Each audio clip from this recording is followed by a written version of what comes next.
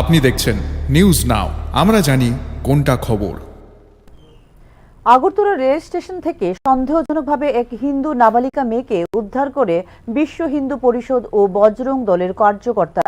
বৃহস্পতিবার একটি ইসলামধর্মী যুবকের সাথে একটি হিন্দু নাবালিকাকে রেল স্টেশন চত্বরে দেখতে পায় বিশ্ব হিন্দু পরিষদ ও বজরং দলের কার্যকর্তারা। সন্দেহজনকভাবে সেই যুবক এবং যুবতীকে আটক করে জিআরপি থানায় পুলিশের হাতে তুলে দেওয়া হয়। পরবর্তী সময়ে আগরতলা পূর্ব মহিলা থানায় নাবালিকার বাবা মা এই যুবকের বিরুদ্ধে মামলা দায়ের করে।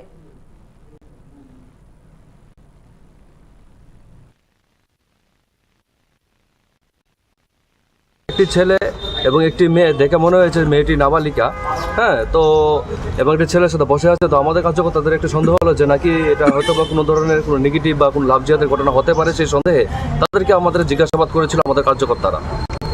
জিজ্ঞাসাবাদ করার পর তারা জানতে পারলো যে ছেলেটি মুসলিম এবং মেয়েটি হিন্দু, এবং তৎক্ষণাৎই ওরা আমাদের যে এখানে জিআরপিএফ যে থানা আছে রেল স্টেশনে, তো ওই থানাতে তারা অভিযোগ করে এবং তাদেরকে থানার হাতে তুলে দেয়।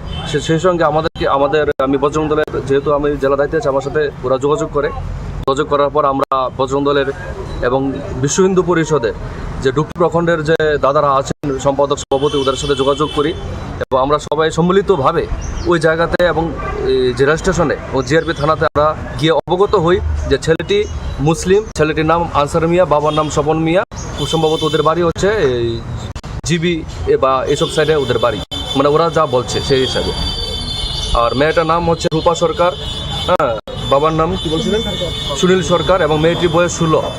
মানে যা মেয়েটির মা বা বাবা যা বলেছেন তাদের বক্তব্য যে মেয়েটি নাবালিকা মেয়ে। তো সেই অনুপাতে আমরা, যেহেতু আমাদের এই পূর্ব মহিলা থানা এলাকাতে তাদের বসবাস, তাই আমরা আজকে এখানে ওই জিহাদির বিরুদ্ধে আমরা মামলা করেছি। মামলা বলতে আমরা বিশ্ব হিন্দু পরিষদ এবং বজরং দলের পক্ষ থেকে আমরা ওই পরিবারকে, মেয়ের পরিবারকে আমরা সাহায্য করেছি, ওনারা মামলা করেছেন এবং আমরা পুলিশ প্রশাসনের যে